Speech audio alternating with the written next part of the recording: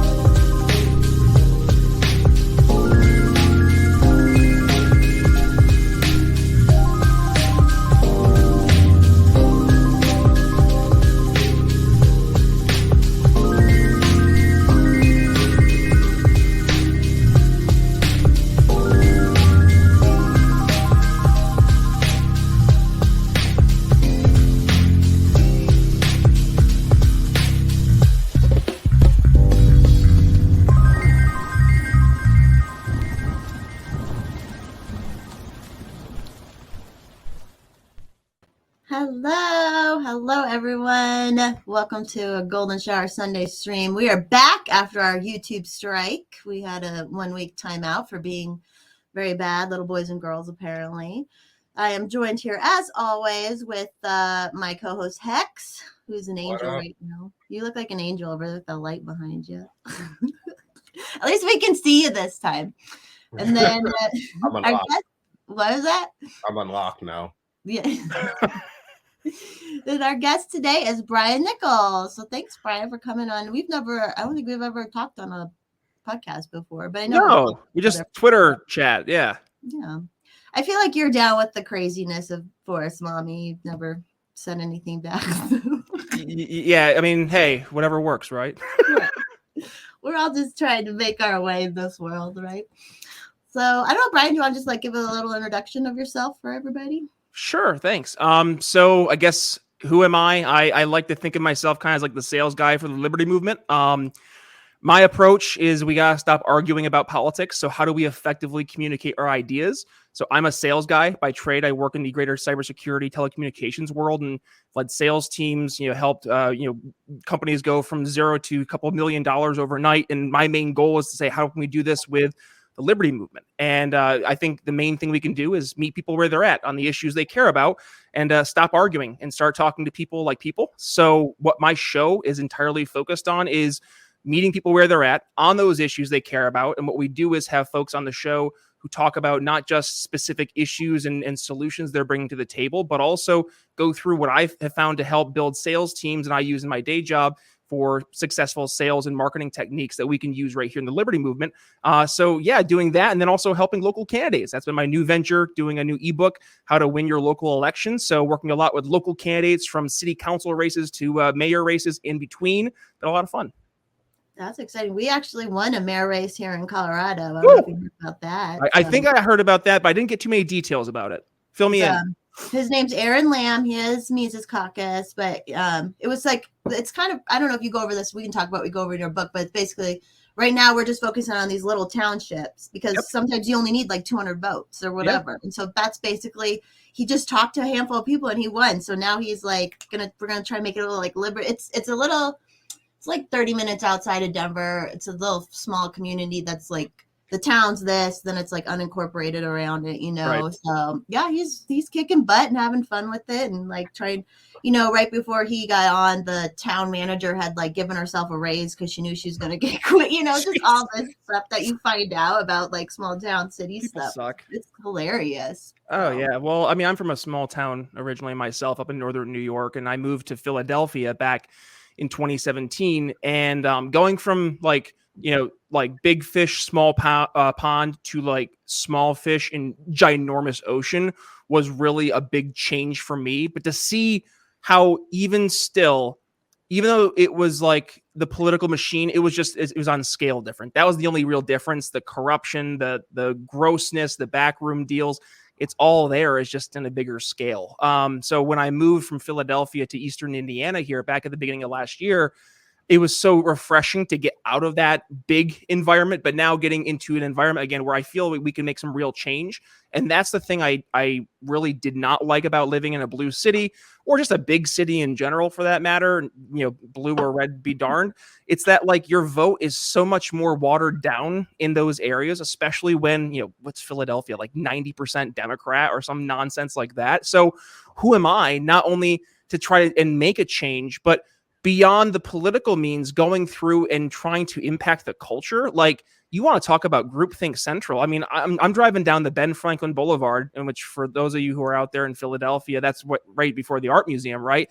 And I'm in my car, and I look to my left, and I see somebody sitting in their car with a mask on by themselves. I look outside to my right, I see people walking outside wearing double masks, and I'm just like, what are we doing? Where is this collective bullshit coming from? And I didn't want to be in a situation where not only was I not on board with like this just weird mass propaganda, but also that like people around me didn't actively hate me for not towing the line. So getting into an area where people share not just similar political ideas, but also similar like vision of goals and long-term values. I think that's important for us as we're moving forward, is to like go towards those communities where we can not only make a real impact, but where people are already open to our message. Stop trying to fit the square peg to the round hole. Like we have to stop trying to make people who are not our target market try to fit them into our target market, because they're just never going to fit. They're never going to align. And we're wasting our time, energy, and resources when we're going after them.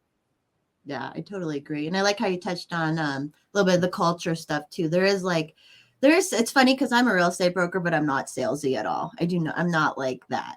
Yep. Like I know all this stuff, but I'm just not that kind of person, right? But like, if you talk to me about liberty and being freedom, obviously I can sell that like crazy. And I want to read your ebook for sure, just to like kind of get that little like, because obviously, me just being a little wild. It's funny because people like kind of get it, like. Like a lot. I can't believe I got to build a following. All I was doing was being a little crazy and just saying what I felt. You know what I mean? Like, well, and that's, people want authenticity, right? So this is actually my second ebook. My first ebook was How to Sell Liberty. It's called Sell Liberty: How to Sell Liberty to Friends and Family in 4 Easy Steps.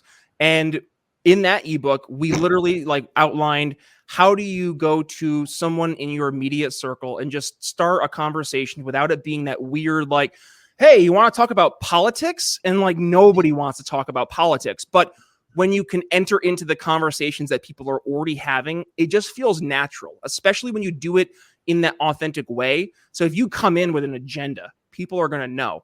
But if you come in just having a conversation and then that political thing comes up in a roundabout way, and this is the value of what we have in the Liberty movement, is that we're helping people see things for the first time. And once you see something, you can't unsee it, right? So I almost feel like we have a responsibility to go out of our way and to have these conversations with people, but not to force feed our issues and our beliefs down their throat, but rather to help plant those seeds. And I know like a lot of folks are like, Brian, I'm tired of it. Like we can't keep planting seeds. Like we gotta get going now.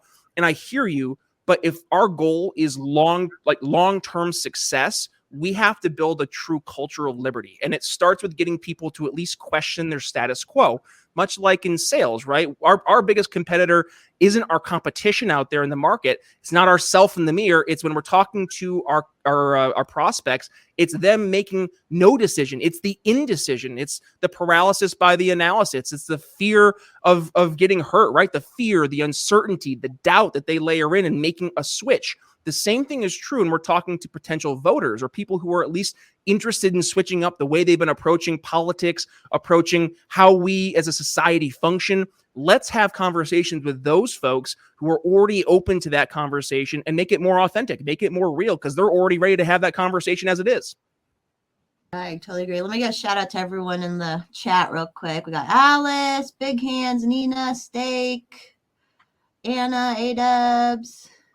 My friend Nina, she's out here in Colorado. She just said she wants to start busting into city council and school board meetings and shit. But that's what has to happen. So that's like, I wasn't involved necessarily with the party before COVID and all that. I was definitely anti-government, but like, I started feeling like, okay, I got to try and do something. Will the political process work? I've said this many times, everyone, because everyone's like, oh, you're just trying to be status too, and blah, blah, it's not. And I'm like, okay, that's fine. But I feel like I have to put energy towards it, right? Like I have this energy to put, I'm doing other strategies too. Everyone should be doing multiple fucking things, right? But like, I'm going to put energy towards this. And it's just so interesting how, like, I went to a thing the other night and a lady already wants me to come speak at one of her things. And like, you know, just like the way you can sell, like if you're just, you, like you said, don't come in with an agenda. Like it's really attractive to people. Although I would say on my Instagram over the last 2 years, I definitely pushed a lot of people away, but planted the seeds in other people. And now I have people who are like, I watch your lives, like people who were friends from high school watching my live streams now and like, you know, like saying they want to help and do this and that. And I'm like inviting them to all the liberty kind of parties and stuff. And it is like a culture thing for sure. Like, yeah, one of the coolest things I get is when I have friends of mine who they'll text me and they'll say, Bri, check this. And they'll send a screenshot. And it's like one of their friends from their circle, completely like out of my world, sharing something from my show page. And that right there is the cool thing I get to experience. And I'm sure we get to experience, right? But something you also mentioned of the people that you push away, I don't think it's necessarily you're pushing people away. I think what you're doing is you're helping find who your actual target market is and focusing on that. And that's a good thing. We should not, and we frankly cannot be a one-size-fits-all approach for everybody. It's just not who we are. And frankly, once we go down that road, what are we? We're just like mush. We stand for nothing. If as soon as you stand for everything, you quite literally stand for nothing. It's from the Incredibles syndrome. The bad guy is like, when everybody's super, no one is. Same thing is true for us. We try to be super on every single issue for every single person. And the reality is that we just can't.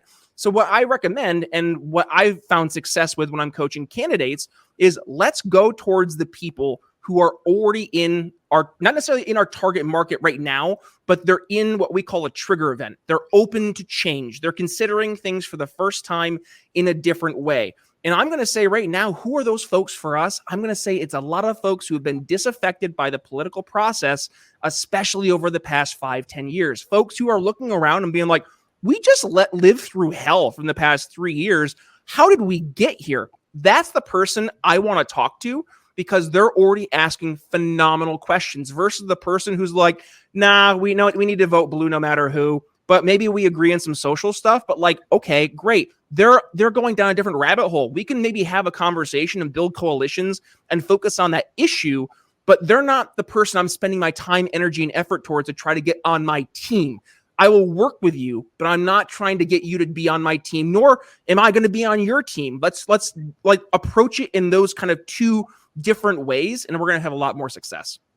Yes, like that lady who came up to me, you could tell she's definitely been like GOP all her life, just Right. that kind of looking lady. And she, like, the first thing she says to me, she's like, we're done with sides, we're done with left and right. And I was like, hell yeah, like, you know. And she's just like, that's like the group we really need to bring to like the liberty movement, especially. Is I've met so many ladies who are like older ladies, like boomers, who you'd always think they're GOP, and they some of them were helping out here at the GOP, and they saw the corruption out here and stuff like that. So it's like, oh, we have like, there's such a good energy right now, and there's so many people who are so disillusioned because people out here in Colorado are like, they don't understand how our governor won and stuff. And I'm like, yeah, I mean, it could be absolutely corrupt or whatever, but like everyone's like, how did he win? No one likes him. Things like this, you know. And so it's like, if we can just start bringing those people over, and all I have to do, like, it helps being just like a blonde, like basic bitch looking girl, because they love that shit, right? So it's like I'm sneaking in that way, and then they don't. I was like, if they knew about my sparkler video, whatever. But it's kind of fun. Like, I'm like, half the time I think no one even cares. Even in the liberty community on Twitter,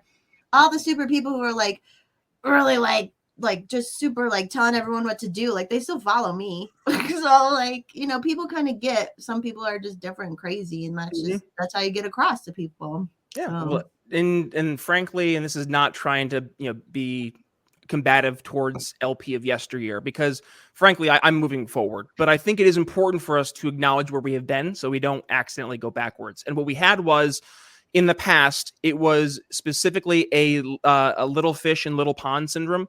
I mentioned that earlier. You know, I had to experience that when I physically moved. When you're talking about the Libertarian Party, though, what happened was you have all these little fish in this little pond, this political pond, and they would have these political positions that they would vote on, internally, and it would make them feel special.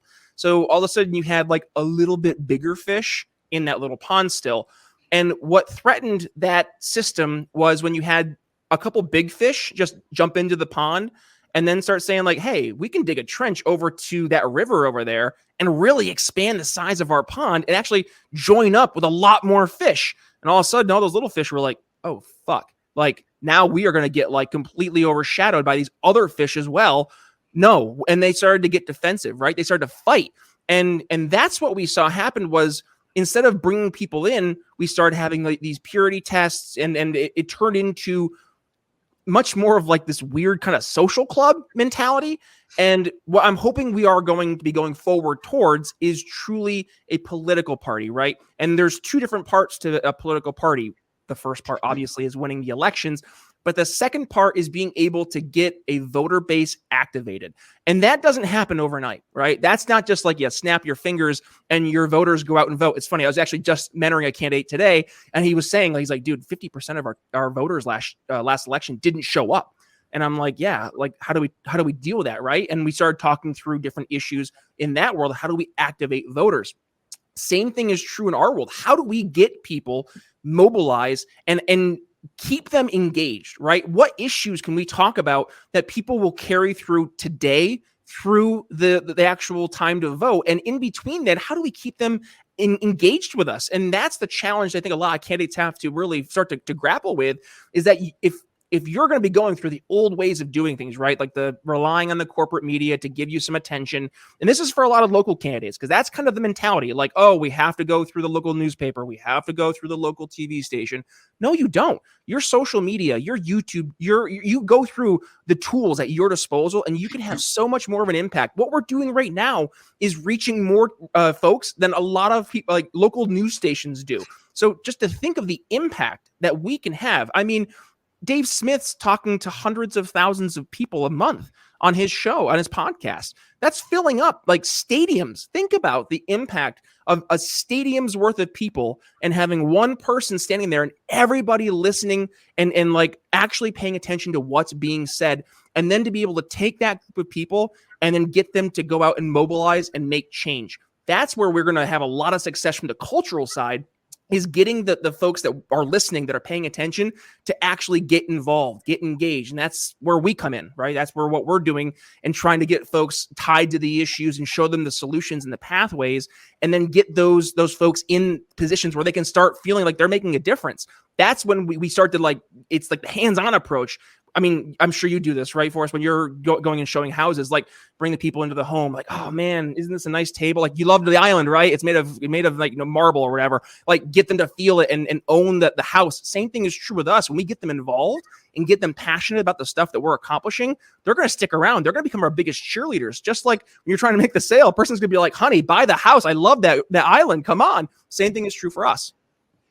That's true. And then waking people up to local elections again, because everyone's been sleeping on it. And then everyone's like, holy shit, what happened? I mean, it happened here in Colorado, like just got taken over. I want to go back real quick when you're talking about the old party. This shit's still happening here, even in Colorado. So like, everyone's who comes now, oh, they're an evil Republican. Like, why are we even talking about this? We have actual fucking enemies right now. And we have people out here going to our public radio station to talk about infighting stuff in the Libertarian Party. And I'm like, you had this, you went to talk to the public radio and you talk about that when we have all this shit going on.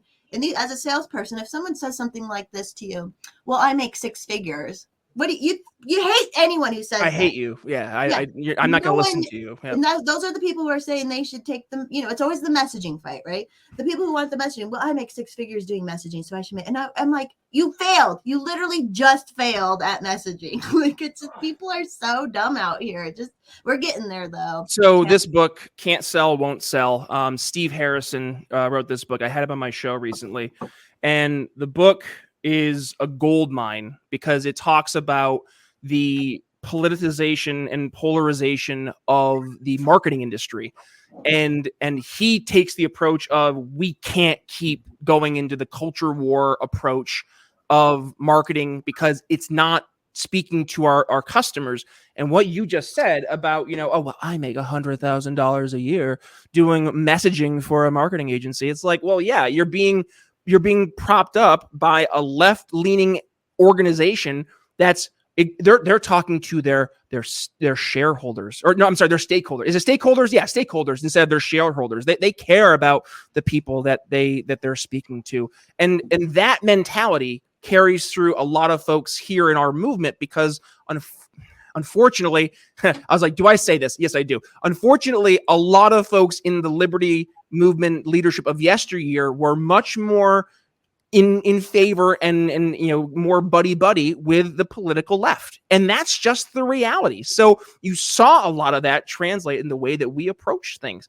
And if we have folks in communications roles who are like, oh, I make six figures because I know X, Y, and Z, and I'm being paid by this, fancy company, I'm going to call bullshit. Because you don't have to do anything that actually makes your customers want to buy your product. You're out there doing some bullshit story that's like there was two lesbian moms that had a transvestite child, and like that's the story they're going to tell in their marketing story versus trying to show how their product or their service is going to help solve their customers' problems. Like that's what marketing used to be, and that's what works for customers. Like customers want to know how your product can help them. Like, what's your service? What's it going to do for me? Everybody's tuned into that same radio station, WIIFM. What is in it for me? And if we don't acknowledge that, then people are just going to ignore us. We're going to be white noise. And the same thing it conveys with our messaging. So I know I went in a rant there, but I digress. No, I love it. I love the rants because it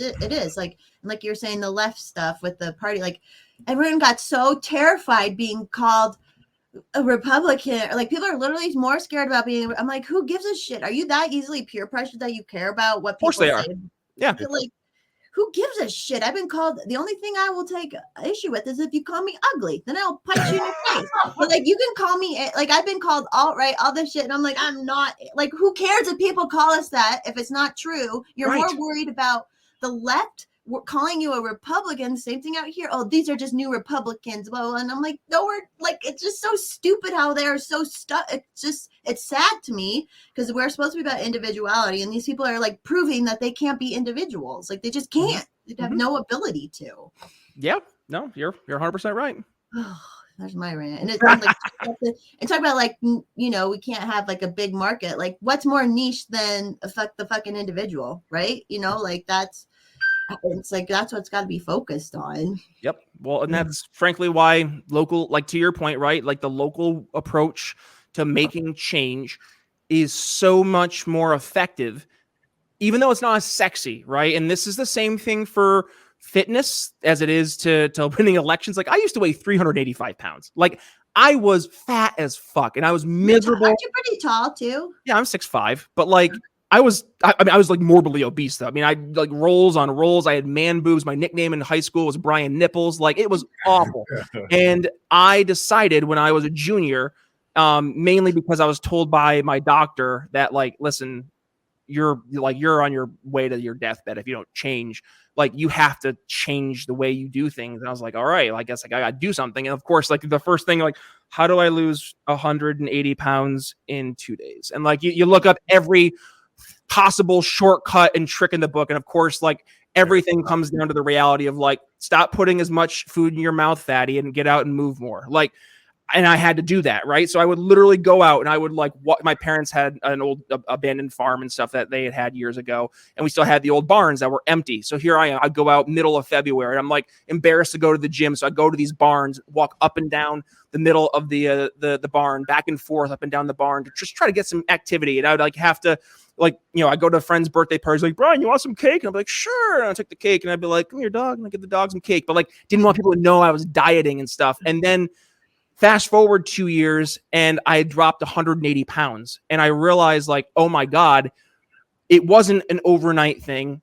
But here I am 2 years later, looking back to where I was and to see how much changed when I was able to make those little changes in my life. The same thing is true. I know this is a weird connection, but when we look at local politics, right, we see things in this weird context of like the federal government, the state politics, like all that stuff is more important. But when the reality is the little things that happen in our day-to-day that are most impacted by local government that we can actually impact, that's where the real change is made. So when we go to our city council meetings and we pay attention to where's the money being spent, where's money being wasted, right? Or you go to your school boards and you hear, like, what are your kids actually being taught in school? And what's the conversations that they're being told to have in school? Not even like allowed to have, but they're being told and forced to have these conversations with teachers. So being involved there and then being able to vote for folks who are going to make a real substantive change, your vote there has so much more of an impact. But guess what? It requires us to take the step and actually get interested in the thing that's not sexy, the thing that's going to take some extra work, right? Just like when I had to lose the weight, I couldn't do it overnight. Couldn't do the sexy pill that I saw online that would help me lose all my belly fat in 6 months. No, it happens over 2 years. And the same thing's gonna be true for us when we get involved in our local politics.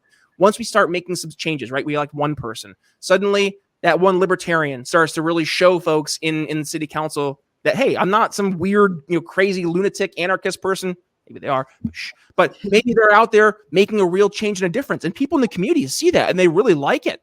All of a sudden, it's going to inspire us to have more folks to run because people are going to be looking for that. They're going to be demanding that. They're going to be craving it. So we start doing the changes now. We might not see it overnight, but we will see it a year, 2 years, 4 years down the road. And we already are seeing some of the change right now that we started when we were, in 2020 and 2018. In 2016, those seeds that were planted are now starting to really grow. But truly, when we see what we're doing now, it's going to be like 2024 that we see things really blow up. So I think it's on us now to really start, putting the pedal to the metal. Yes, and like you said, like it's even the anarchists and stuff. I think everyone got so focused on the federal stuff, and it sucks to have to get involved. It does suck to have to get involved and do all this work. I was just arguing with someone on Twitter this morning who won a House district out here in Colorado. Because she started talking about, we need to limit CEO pay, CEO bad, corporation bad, but I'm a government employee and I'm amazing and good. And so we're just trying to fucking explain that shit to her. And it's like, how did this person fucking get it? How did this person win? Right. And then she's like, oh, well, it's only for the, if we limit government pay, then the working man can't get it. And I'm like, okay, first of all, I helped on the working man campaigns around here. And then I looked up her we call it Tracer out here, her campaign. Yep. She got almost $75,000. I'm like, no working man libertarian got even above $5,000. I'm pretty sure. You know what I mean? And she's out here talking that she's for the working class and all that. And it's just like, this is the stuff that and she's paid by a PAC. She's saying she's not. I'm like, no, the super PACs got all the leftists hired out here.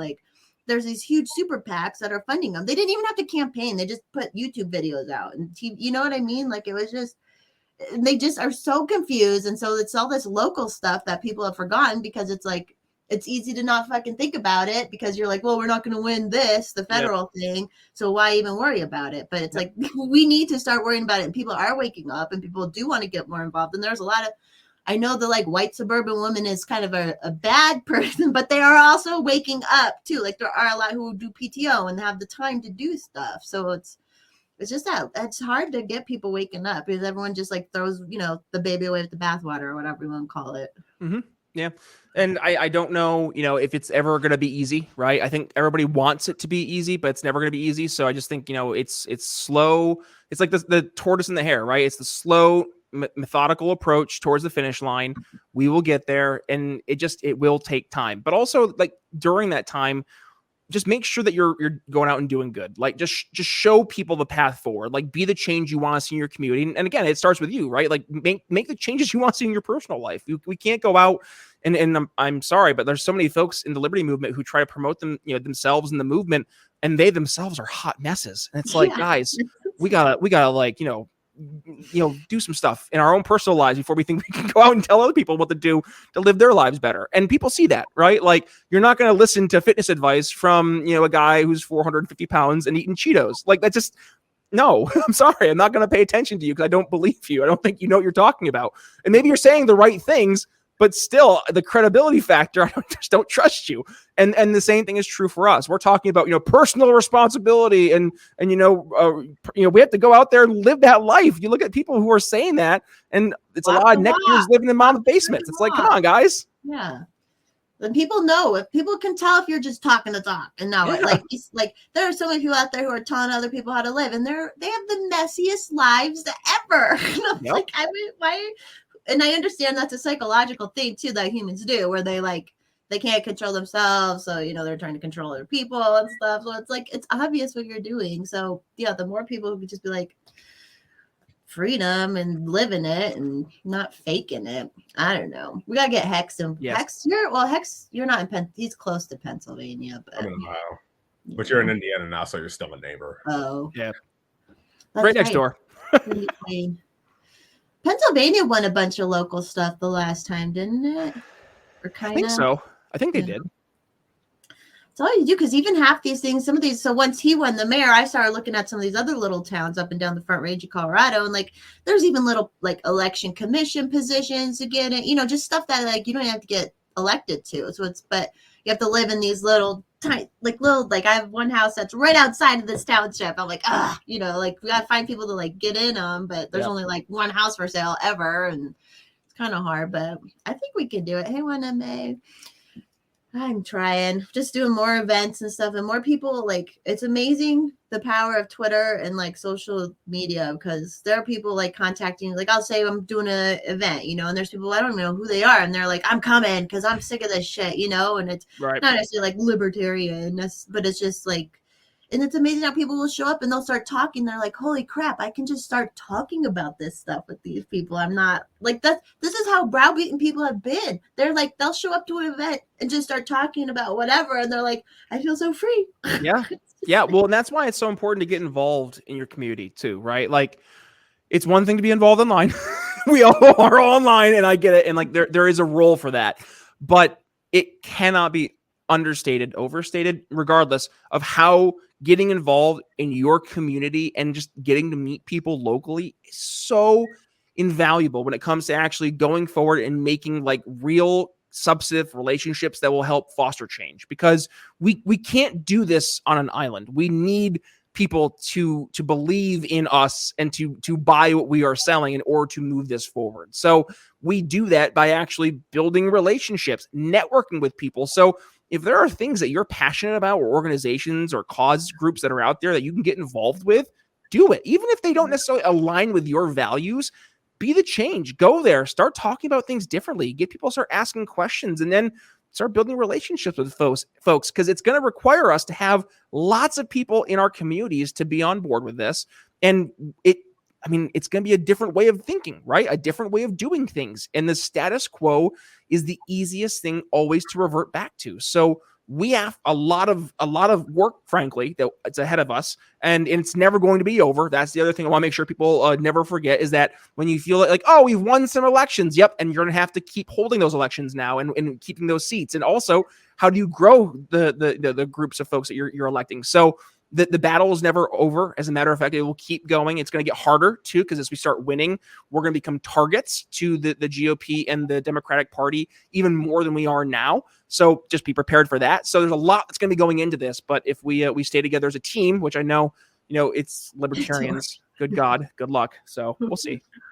So that's very important about what you're talking, getting about. So when I became a broker, I was like, I'm not going to cold call people. And so it's what are the other things you can do, right? And it's volunteering. And so I'm kind of the cliche wife with the broker's license who volunteers a lot, which I love. That was the life I wanted. It's great now, and I'm giving back. I'm so much better for the world when I don't have to work fucking 60 hours a week. I'm just gonna say it. I'm a much better asset. So I was volunteering a lot, and everyone's heard this story too. But right at COVID, it was by when the vaccines had rolled out, this organization that I had volunteered with for 6 years at that point. I was on the board of directors now. I donated money, time, everything, right? Well, they discriminated against me, and I wasn't allowed to the first. Oh, nice, Paul. Thank you. I wasn't allowed to the first in-person meeting because I wasn't vaccinated, and I'm the youngest one. It's all old people. Right. And that's another thing. That's the point I got to come back to. Remind me to come back to that point. But now it's funny because now I'm getting more involved in that community in the political way, and business owners who had helped that organization, and now they're helping me do events and stuff. And I had some people I met through that know what happened, and they like to come to the liberty stuff. And that's okay. That's why I wanted to go back about old stuff. I know volunteering is hard. No one's got time. No one's got money, but people need to get the fuck involved because everybody's and a lot of organizations are old. Not the Libertarian Party of Colorado, which is hilarious because I'm like, the other organizations, we had to try so hard to get anyone young involved to do like next gen stuff. But like the LP Colorado, everyone's like, it's already next gen, but everything else. So the more people who can get involved in any of these kind of organizations, and like you said, you just start talking about things differently. Like my thing was the land trust, which is it's conservation easements, which is statist and it's government, right? But private landowners choose to put it on. And if they sell the land, someone can choose to buy it or not, whatever. So it is what it is. But I remember I started talking about it in a more anarchist kind of way. And like, they didn't get it, right? Because they're all like, no. Because I'm like, in the end of the day, a conservation easement, technically a cop with a gun can show up and kill someone if they like gets to that point, if someone's like doing something wrong, right? So it's like, I started saying that kind of stuff, but then they were too far gone. And it was there about the ESG. They were like, it's in like freaking Whiteville, Colorado, out in the country. Actually, it's getting more diverse out there and stuff, but they're like, we need to make sure our board is diverse and blah, blah. And I'm like, do you understand forcing diversity is like racism? The worst thing. Yeah.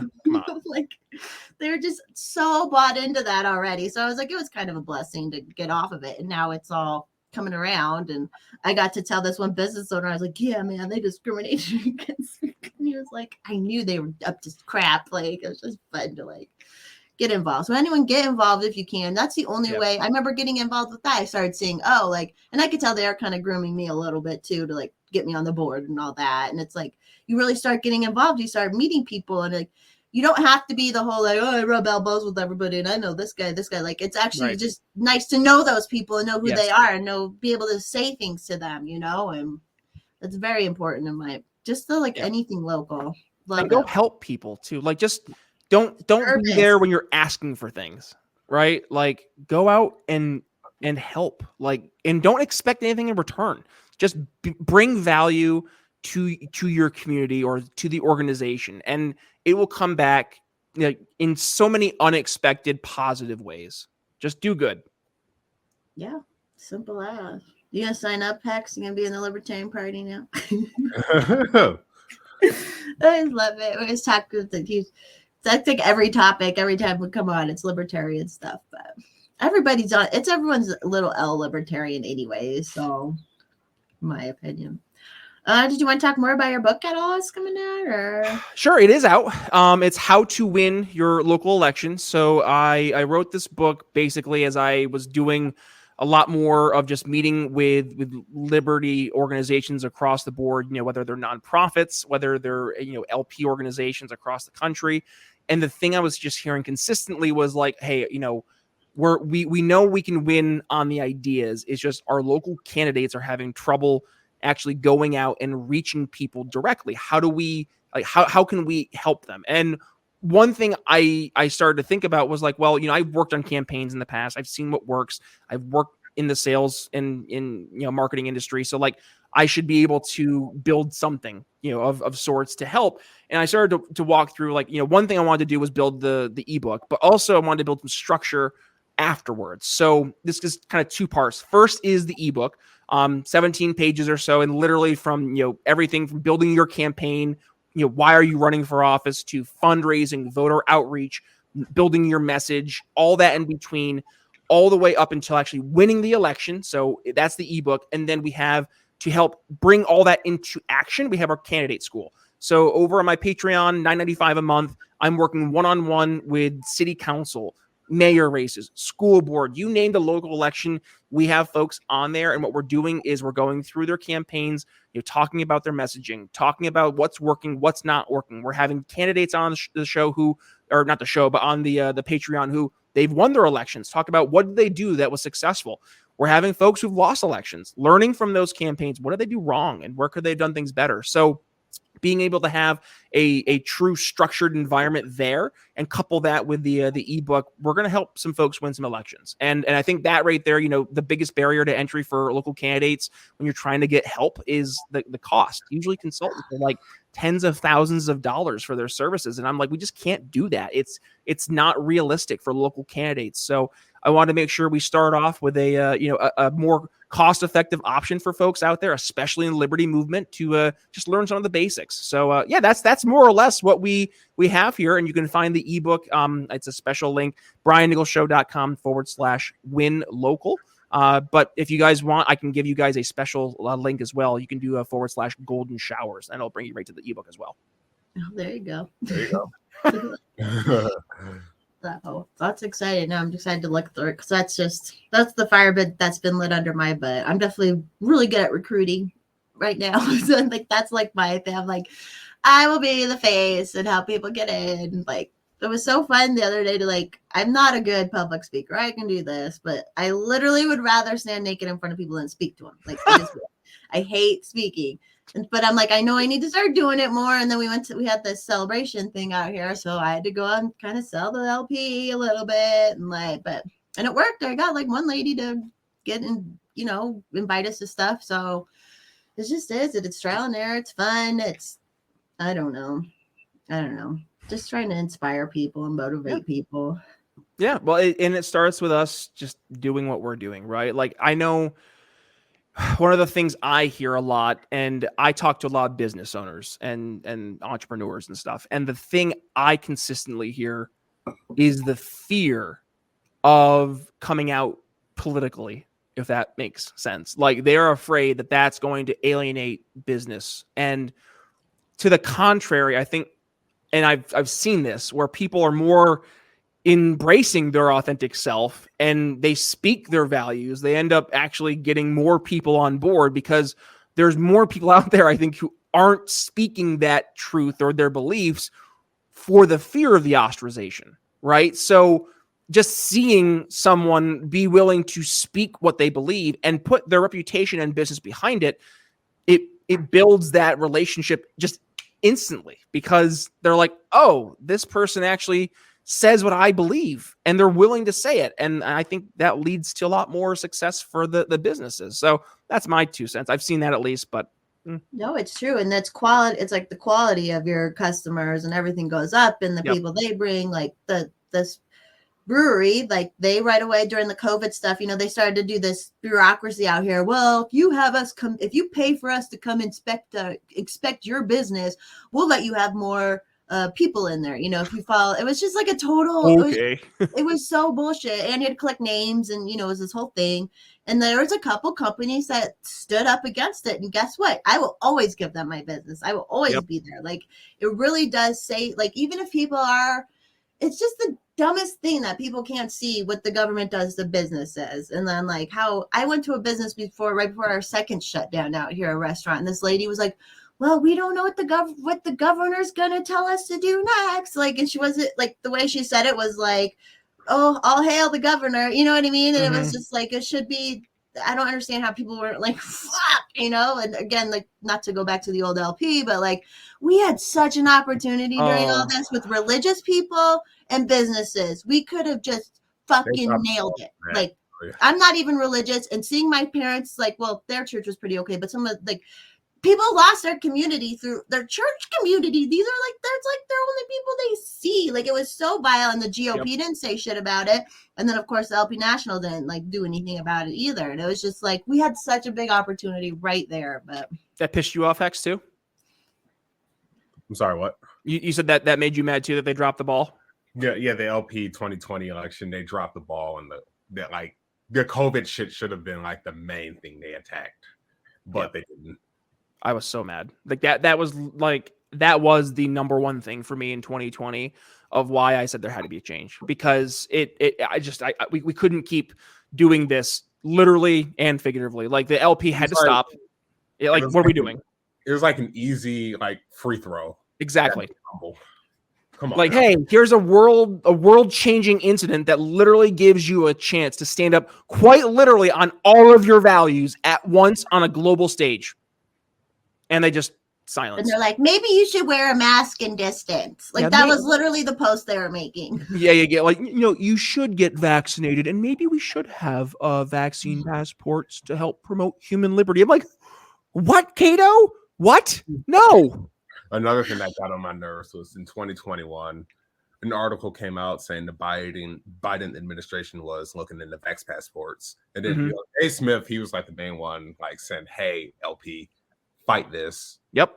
Saying that and then like the statement they came out with, it was like, we had a vote and we voted to say some dumb shit, and it was like, okay, yeah, things have got to change in the LP, because that's just Because everybody loves reading some fucking mealy mouth like press release that was like contrived with 17 people sitting around a table. Like, how do we make this so it doesn't make people offended? Like, no, be definitive, be bold, say what you fucking believe. And like, people will say, yes, like, I agree. Not like, I need a lawyer to fucking decipher what this message is supposed to mean. No, your average person, not only do they not have the time and the emotional energy to like have to spend to decipher this bullshit, they shouldn't have to, right? Like, if we make them do that, fuck us. Like, we are doing a terrible job at our messaging efforts if we're making people like have to bend over backwards to try to understand what we're saying.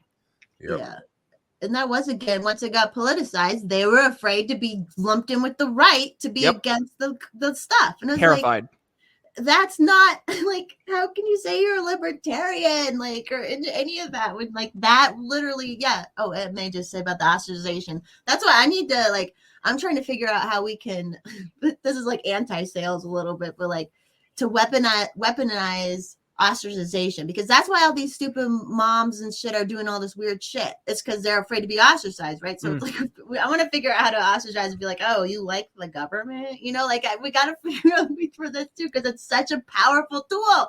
Look what happened in 2020 just because of Facebook. People literally told people on Facebook, go make fun of people for watching YouTube videos and finding information and researching. Go make fun of people for researching. Like, what the hell happened? So I was on Timcast back in March of last year, and one of the things that we talked about was the importance of setting narratives instead of reframing narratives. And the argument, it's not even an argument, it's really just the truth, is that when you're explaining, you're losing, right? So we have, for too often as libertarians, tried to enter into the political conversation by explaining what we mean. Like, well, here's the libertarian perspective on this. And we come in, all logical and factual, but that doesn't matter to your average person, right? Like, if we're having to explain, or we're being like, we're on the defensive, then we're instantly in a losing position. You have to be bold in your beliefs, but also like start setting the narratives. Your question that you raised, like, how do you ostracize without ostracizing, right? And I think you started touching on it, is that you reframe how you approach the conversation. If you approach people who are doing silly things as doing silly things and they're silly people, then it's like you're not taking them seriously, and you're like, well, I'm not going to take them seriously. Why should you? Like, they're not being serious people. And it almost is like the emperor has no clothes, right? Like, once one person starts to notice and laugh, then everybody else is like, oh yeah, and everybody's supposed to join in. And that's the same thing here, is that we just have to like start reframing the way we approach some of these conversations. So instead of being like, well, a vaccine passport might be permissible in this certain circumstance, be like, no, vaccine passports are inhuman and like completely out of the conversation right now. And if you even promote that, I'm going to assume that you're like, one step to the left of Hitler, right? Like start there, right? Make them have to start being like, whoa, I'm not Hitler.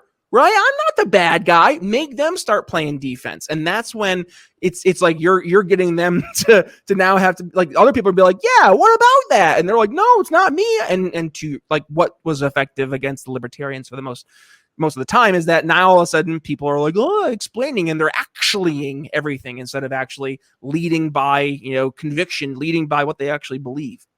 Yep, that's true. Don't pull punches. Moral of the story. Exactly. Yeah. As soon as you start to pull punches, people sense the blood in the water and they strike. I was going to say something about that, but I just forgot. Sorry. No, it's fine. I was right about what you were saying, and then it just totally left my mind. Yeah, I don't know. I'm just whatever. I'm just trying to get more people in, because we need so many volunteers and we need so much help, and that's like, we need people to run. We need all this. Oh yeah, it was about that. I hate that. I'm not even hyped. I consider it, but I got bills to pay. So no, I don't know. I don't know. But that's why everyone should hit those super chats. Oh yeah, everyone hit the super chats. So don't feel. I'm a terrible salesperson. Like, don't feel pressure. Don't feel pressure. Well, that's what's funny about it, because real estate's funny like that, right? Like, you're not selling the house, you're selling you. You want people to use you to do the sale, right? Yep. Like, and it's just, I've always been like, fucking take me or leave me. I mean, that's just the deal. But you kind of have to be a little more. Luckily, it's all good and stuff. But it just always makes me laugh because I'm like, people are so pushy, and people respond to that. People respond to being pushy. So. Yeah, well, and so many people are just afraid of making a decision, right?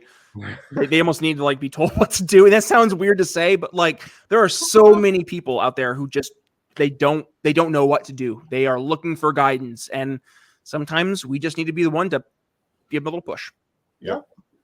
That's all, and it's really after the last couple of years, regardless. Like even if people were bought into it at one point, like there are so many people who are just like, okay, something's not right about this. Like, and if it's just got to get in on that and kind of open it up. Yeah, well, and it starts with us just having the conversation, right? Like if we're not willing to engage and we kind of just stick into our own bubble and we expect them to join us just by the nature that like where our ideas are perfect, we're gonna good idea them to death. Like that doesn't work. We have to meet them where they're at on the issues they care about, not what we care about, what they care about. Yeah. So you're in Indiana, you said now, right? Mm-hmm. Or do you ever talk to Justin Campbell? Negative. No. I know I'm familiar with Justin. I haven't spoken to him since being here though. Yeah. Because I know he kind of got involved and he's gotten burned out with libertarian and GOP and everything. So it's like, but he would be a great like local person to run, he's like a great person for that kind of stuff. So yeah. Oh, there's so many great people that should run, frankly. Like, and that's the thing too, if you're in your community and you are not even a noted person, but like you're willing to put in the work, then run. Like who else? It's going to be you or what? GOP status guy, Democrat status guy. Like if you want to see things change in your community and nobody else is taking a step, sometimes you got to be the first one to step forward. What the heck? Got to take the initiative yourself sometimes. Absolutely. You really do. That's the thing. Like I've seen people like this really hot girl on Twitter lately. She's been like, notice me, LP, like crown me queen. I'm like, bitch, you got to go sign up and volunteer like everybody else. Like, here's the links, stop complaining. That you have to take the initiative. You have to fucking do something. It took me a while to do something just because I was like going crazy. And then I started meeting all the people out here and I'm like, holy shit, everyone's so cool out here. And then you fucking sign up and you start work. You have to do work. You have to like, it's volunteer work. I feel bad for the people on the actual board out here. Like it is a full-time job on top of like what they're doing. You know what I mean? And they're working their asses off and they're passionate. I just saw one MA say about, you definitely need passion. So absolutely. And one thing too, we're kind of like a startup, right? We're all little entrepreneurs in the liberty movement because like we're competing against like ginormous corporations, if you will, the GOP and Democratic Party, for making the comparison to the business world. And in that vein, like to your point, you got to do the 60, 70, 80 hour weeks sometimes because shit's got to get done. And who else is going to do it? Like it requires people with the drive, but also the resources, right? You have to bridge those two worlds together, but also the know-how. And I mean, I'm trying to do it like for my show. Like I'm trying to do the basics of just teaching people how to sell this stuff.